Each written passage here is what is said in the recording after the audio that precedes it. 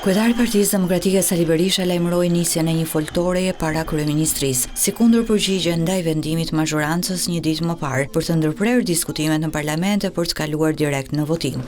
Berisha në një konferencë me gazetarët vuri në dukje se prej fillimit të kësaj legjislature, Partia Socialiste ka lejuar diskutimet vetëm në një seancë, ndaj opozita do të krijojë një hapësirë të re komunikimi me qytetarët.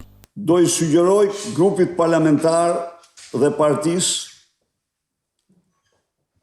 që opozita të hap platformën parlamentare para ndërtesës së Këshillit Ministrave dhe aty deputetët e opozitës, qytetarët të paraqesin në fjalët e tyre, në fjalimet e tyre, të gjitha mendimet, propozimet, denoncimet.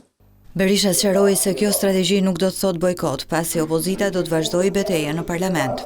Kjo nuk do thotë bojkot i parlamentit.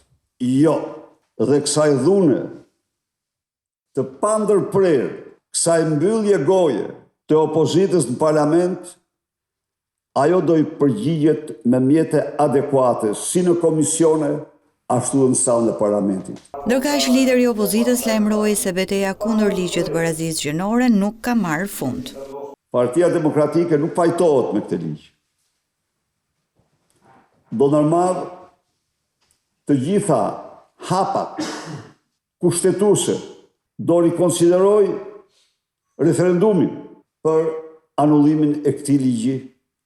Një ditë më parë, majoranca vendosi të mos lejojë asnjë diskutim për ligjin për barazinë gjinore dhe 4 ligjet e tjera, duke kaluar direkt në votim në shenjë protesta ndaj deklaratave Sali Berishës për ambasadorin e BE-s Silvio Gonzato. Prej paraqitjes së këtij ligji, Partia Demokratike është pozicionuar kundër, pasi sipas saj, ai i hap rrugë gjinive të tjera përveç burrë grua, e dëmton familjen dhe shoqërinë shqiptare.